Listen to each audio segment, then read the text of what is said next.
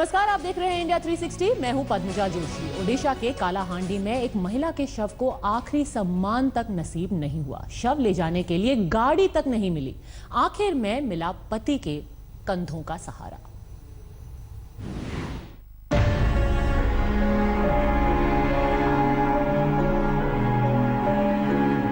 इस तस्वीर को देखकर पत्थर दिल के भी आंसू बह निकलेंगे, कलेजा फट जाएगा और गम भी सिसक पड़ेगा।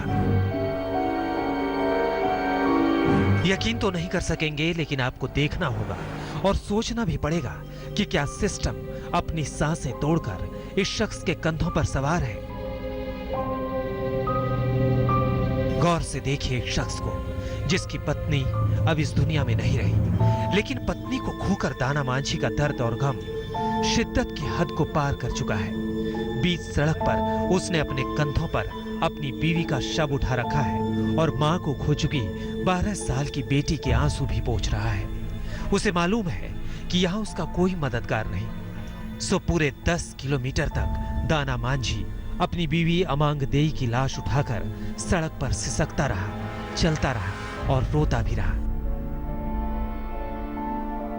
कालाहांडी के मेलगढ़ा गांव के रहने वाले दाना मांझी कायदे से अपनी बीवी की टीबी का इलाज कराने गए थे, लेकिन एक दिन पहले पत्नी ने दम तोड़ दिया और अस्पताल प्रशासन ने उसे कायदे से एक गाड़ी मुहैया कराने से भी हाथ खड़े कर दिए, तो मांझी को खुद लाश का बोझ उठाना पड़ा।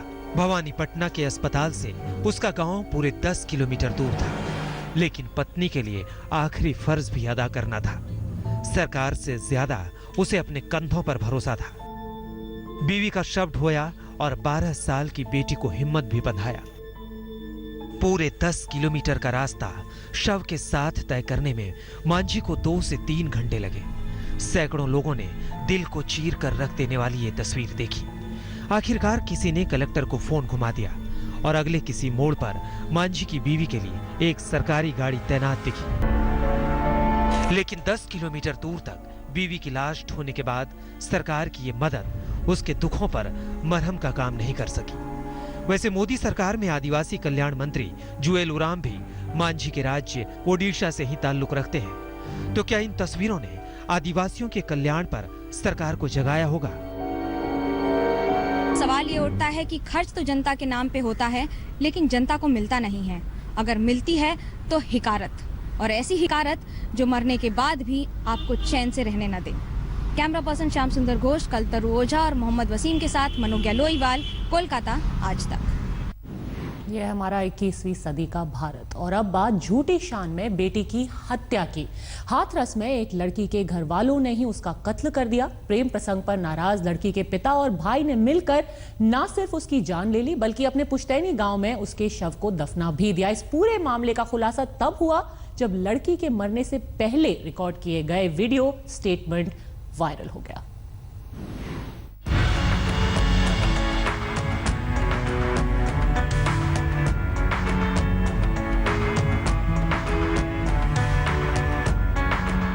मेरे पापा, मेरे भाई, ये दोनों मुझे मारना चाहते हैं, इसलिए मुझे ये लोग गांव लेके जा रहे हैं। गांव लेके जा रहे हैं मुझे, और मुझे मेरी जान का खतरा है। यह है इस लड़की का आखिरी संदेश।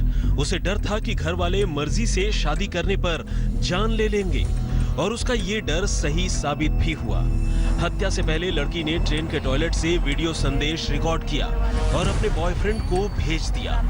मेरे पापा, मेरे भाई, ये दोनों मुझे मारना चाहते हैं, इसलिए मुझे ये लोग गाँव लेके जा रहे हैं। गाँव लेके जा रहे हैं मुझे, और मुझे मेरी जान का खतरा है। अगर मुझे कुछ हुआ तो मेरी मौत की जिम्मेदार ये लोग होंगे, क्योंकि मैं शादी करना चाहती हूँ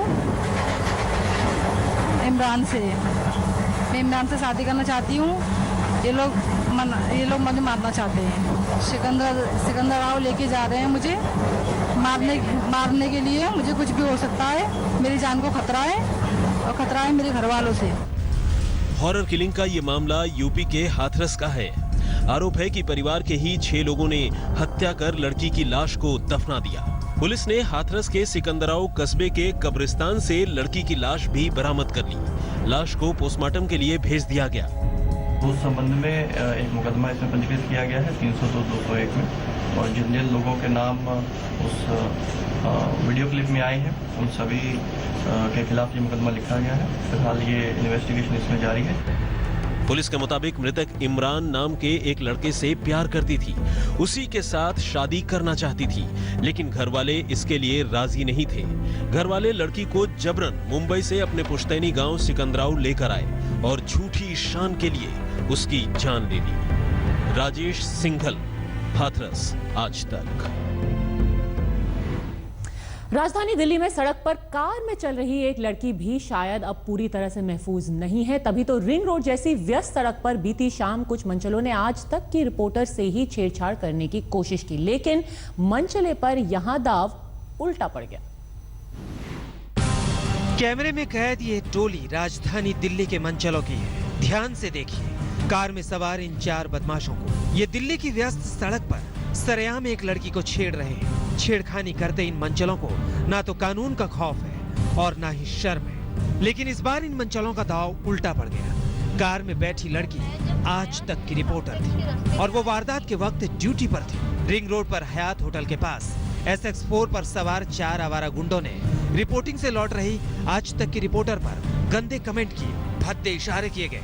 आज तक संवाददाता ने शुरू में इसे नजरअंदाज किया, लेकिन जब हरकतें हद से बाहर हो गई तो एंड्रयूजगंज बस स्टॉप पर गुंडों की कार को रोक लिया।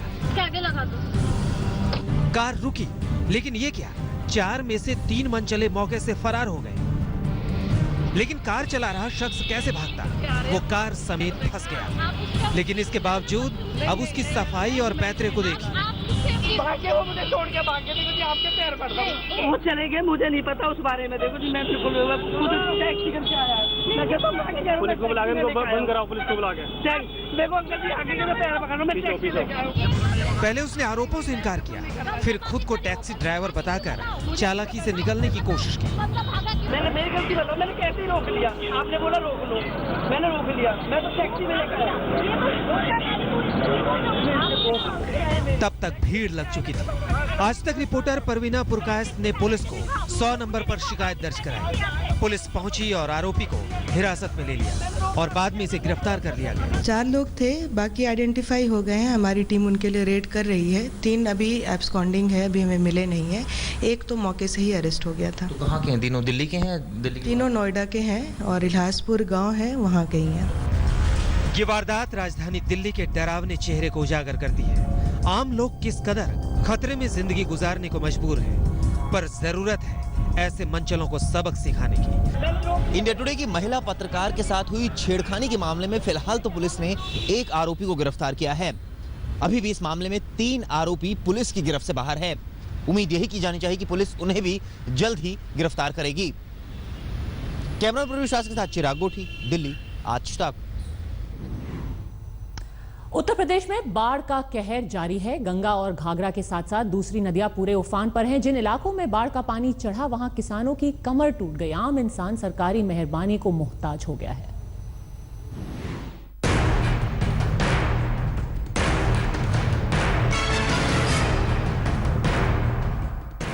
पूर्वी उत्तर प्रदेश में बाढ़ के तांडव को दिखा रही ये तस्वीर बलिया के हल्दीपुर गांव की तस्वीर है। बाहर से लेकर घर के भीतर तक पानी ही पानी है। चौकी पर चौकी रखकर लोग किसी तरह खुद को डूबने से बचाए हुए हैं। बलिया जिले के हल्दी गांव में हैं हम और यहाँ बाढ़ की त्रासदी देख सकते हैं। पूरा का पूरा इलाका जलमग्न है। ऐसे सैकड़ों घर हैं जो इस वक्त पूरी तरीके से डूबे पड़े हैं। इस घर में आप या तो नाव से आ सकते हैं। ये एनडीआरएफ की टीम है जो इस घर तक पहुंची है। पूर्वी उत्तर प्रदेश का बलिया जिले का आधा हिस्सा जलमग्न है और गंगा के किनारे के सभी इलाके डूब गए हैं। लोग पक्के मकानों पर शरण लिए हुए हैं। आज तक की टीम जब हल्दीपुर इलाके में एनडीआरएफ के साथ पहुंची तो बचाव के लिए कई लोगों की पुकार एक साथ सुनाई देने लगी। घर डूबा है, लेकिन घर का छत इनके लिए फिलहाल राहत की एकमात्र चीज है। आप देख सकते हैं पूरे सीढ़ी पे इन्होंने पूरे सामान को रखा हुआ है और पूरा घर इस वक्त एक तरीके से इस छत के ऊपर ही है। ये बताइए क्या हाल है यहाँ का, आप लोग किस तरीके से आप लोग रह रही हैं? अरे हमने के बहुत हाल है बाबू। बहुत दिक्कत बा। हाँ, बहुत दिक्कत बा। बाढ़ पीड़ितों की शिकायतें हैं कि सरकार से उन तक मदद नहीं पहुंच रही। केंद्रीय मंत्री महेंद्र नाथ पांडे जब चंदौली के बहादुरपुर गांव का जायजा लेने पहुंचे तो ये शिकायत मुखर होकर सामने आई। खाने के पैकेट्स और पानी की बोतलों के लिए ऐसी मारामारी मची कि साफ हो गया कि लोग कई दिनों से राहत का इंतजार कर रहे थे। राज्य सरकार इस विपत्ति में जनता के संग कहीं खड़ी नजर नहीं आई। एक भी आदमी मुझे नहीं कहा कि सरकारी ये साधन बनाया हुआ कच्चा भोजन हमें मिला। चंदौली से उदय गुप्ता के साथ कुमार अभिषेक, बलिया, आज तक। वहां बिहार में बाढ़ की वजह से 127 जानें जा चुकी हैं और उसके बीच में आया है आरजेडी सुप्रीमो लालू प्रसाद यादव का अजीबोगरीब बयान। पहले तो उन्होंने बीजेपी पर बाढ़ के लिए दोष मढ़ा। उनके मुताबिक झारखंड और मध्य प्रदेश ने बिना बताए अचानक पानी छोड़ दिया। यही नहीं, उन्होंने ये भी कह दिया कि क्योंकि मोदी सरकार गंगा का पानी बेच रही है, इसीलिए लोगों पर गंगा का कोप बरस रहा है।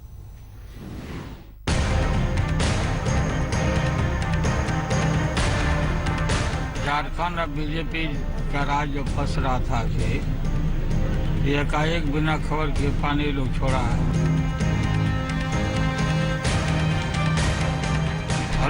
प्रोग्राम चला, गंगा जल बेच रहा है, बताओ गंगा माई को। और गंगा माँ बिना इन लोगों के परवाह किए पूरे सब जगह गंगा जी आई।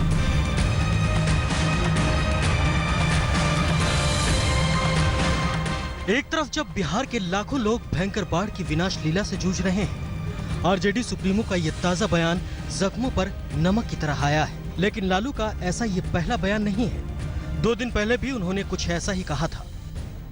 गंगा जी चढ़ गई तोरा दियरा में और तोरा चूल्हा में गई। ये भागशाली है, अब कम बात है। कोई जल मिलता है गंगा के का? काश लालू ऐसी बयानबाजियों की जगह इन लोगों का दर्द सुन रहे होते।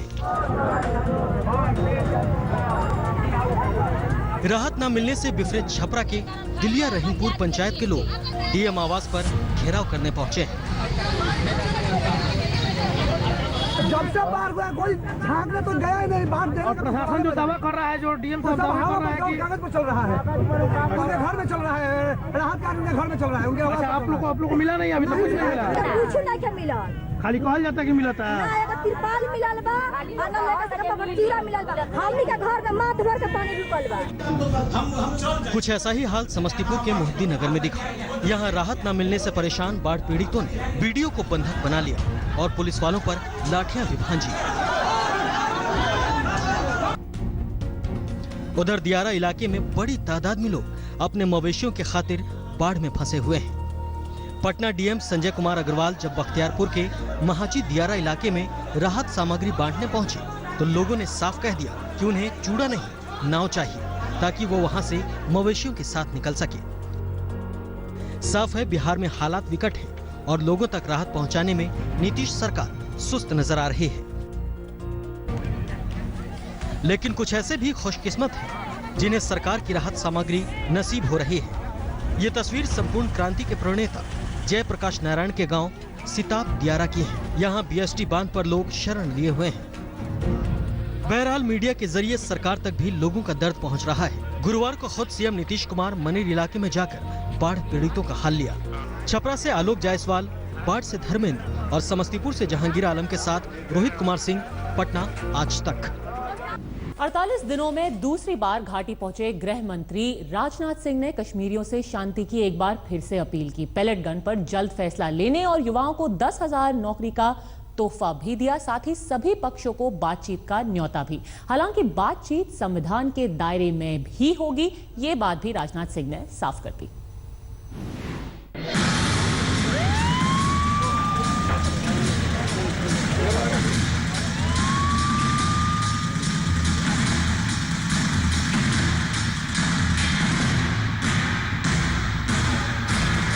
कमोबेश 48 घंटे से कश्मीरियों के जख्मों पर मरहम लगाने के बाद राजनाथ सिंह बही खाते के साथ मीडिया के सामने आए। साथ में थी सूबे की मुख्यमंत्री महबूबा मुफ्ती। जमहूरियत, इंसानियत और कश्मीरियत के सूत्रों के साथ गृह मंत्री ने 2 दिनों में 20 से ज्यादा प्रतिनिधि मंडलों से मुलाकात की। हालांकि इसमें अलगाववादियों का एक भी गुट शामिल नहीं था, पर फिर भी इसे शांति के लिए उठाया गया एक अहम कदम माना जा सकता है। बातचीत का दरवाजा खुला है, शर्त वही पुरानी, बात होगी लेकिन संविधान के दायरे में। जमहूरियत, कश्मीरियत और इंसानियत के दायरे में मैं बात करने के लिए यहाँ पर आया हूँ। जो भी बात करना चाहते हैं मैं उनका स्वागत करूंगा। कश्मीरियों की शिकायत सुनने के लिए गृह मंत्रालय एक नोडल अफसर नियुक्त करेगा। इसके साथ सबसे अहम मांगों में से एक पैलेट गन पर कमेटी की रिपोर्ट का इंतजार। जल्द से जल्द पैलेट गन का विकल्प तलाशा जाएगा। केंद्र सरकार कश्मीर में विकास और जमीनी बदलाव चाहती है। युवाओं को नौकरी देने के लिए 10,000 स्पेशल पुलिस ऑफिसर की भर्ती होगी। 1 महीने पूरे हुए हैं। With in 2-3-4 days expert committee की रिपोर्ट आ रही है और विद इन फ्यू डेज हम लोग इस पैलेट गन का एक विकल्प, इसका अल्टरनेटिव देंगे। सूबे में बच्चों के हाथों में पत्थर देने वाले पत्थरबाजों को सीएम ने खरी खरी सुनाई। सुरक्षा बलों का लगातार दूसरी बार बचाव करते हुए महबूबा ने उन लोगों पर निशाना साधा जो पैलेट गन के छर्रे के शिकार हुए। कहा वो दूध या टॉफी लेने बाहर नहीं निकले थे। 95% कश्मीर के लोग पीसफुल मीन से हल चाहते हैं, डायलॉग से चाहते हैं, मगर 5% लोग क्योंकि बदकिस्मती से जो मिसक्रेंट्स हैं हमारे बच्चों को शील्ड बना के फौजी कैंपस में हमला करवाते हैं। वो चाहते हैं कि छोटे बच्चे मर जाएं, अंधे हो जाएं। 2010 में जो हुआ उसका रीजन था there was a fake encounter in मत्सल। आज एक एनकाउंटर हुआ जैसे होते हैं 3 मिलिटेंट मारे गए, उसमें सरकार का क्या कसूर था? लोग सड़कों पे आ गए, हमने कर्फ्यू लगाया। बच्चा क्या आर्मी कैंप टॉफी खरीदने गया? 15 साल का लड़का क्या दबाल हाजीपोरा में जब उसने हमला किया पुलिस स्टेशन पे वो दूध लेने गया? आप इन दो चीजों को मत मिलाइए। 1 महीने के अंदर गृह मंत्री की ये दूसरी श्रीनगर यात्रा है। संदेश साफ है कि केंद्र कश्मीर में शांति बहाली को लेकर गंभीर है। एक बात तो साफ हो गई है कि जम्मू कश्मीर में पीडीपी बीजेपी गठबंधन पर फिलहाल कोई खतरा नहीं है और जिस अंदाज से महबूबा मुफ्ती ने भी पहली बार अलगाववादियों को निशाने पर लिया, उससे साफ जाहिर है कि आने वाले दिनों में सरकार अलगाववादी और पत्थरबाजों के खिलाफ सख्त रुख अपनाएगी। कैमरामैन रूफ अहमद के साथ अशरफ आनी, श्रीनगर, आज तक। दही हांडी पर सुप्रीम कोर्ट के आदेश को मुंबई में आज खुलेआम ठेंगा दिखाया गया। एमएनएस के बैनर तले गोविंदाओं की इस गुस्ताखी पर ठाणे पुलिस ने अब पार्टी को नोटिस भी थमा दिया है। पुलिस ने एमएनएस के दही हांडी आयोजकों को 2 टूक कह दिया कि अगर नियम पालन नहीं किए गए होंगे तो उसके लिए उन्हें गंभीर नतीजे भुगतने पड़ेंगे।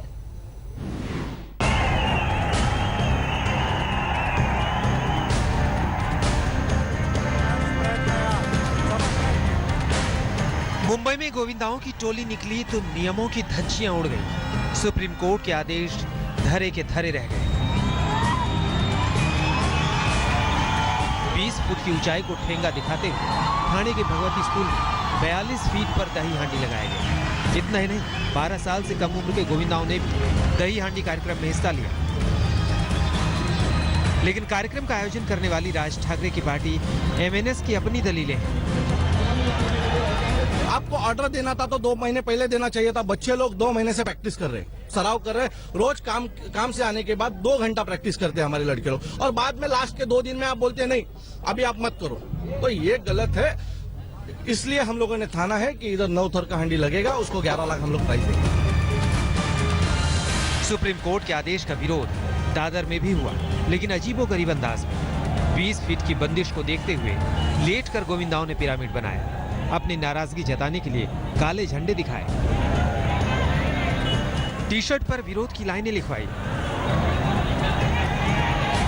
20 फीट से ऊपर लटकाई गई दही हांडी फोड़ने के लिए सीढ़ियों का सहारा लिया।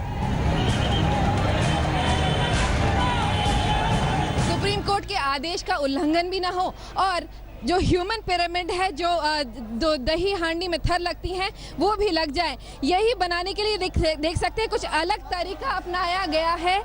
ये हम इस वक्त दादर में हैं। सुप्रीम कोर्ट ने कहा था 20 फीट से ऊपर नहीं जाना, तकरीबन 4 थर से ज्यादा नहीं लग सकता था। विरोध की आवाज डोंबिवली में भी उठी। गोविंदा मंडल ने 20 फीट से ऊंचा पिरामिड बनाया। हालांकि कहीं कहीं एमएनएस ने सुप्रीम कोर्ट के नियमों का पालन करने के लिए गोविंदाओं को नसीहत भी दी। दही हांडी पर 17 अगस्त को बम्बई हाई कोर्ट के फैसले को सुप्रीम कोर्ट ने बरकरार रखते हुए फैसला सुनाया था। सुप्रीम कोर्ट के फैसले के मुताबिक 20 फुट से ज्यादा दही हांडी की ऊंचाई नहीं होगी। विद्या और मुस्तफा शेख के साथ मैं उरेश गणपति, मुंबई, आज तक।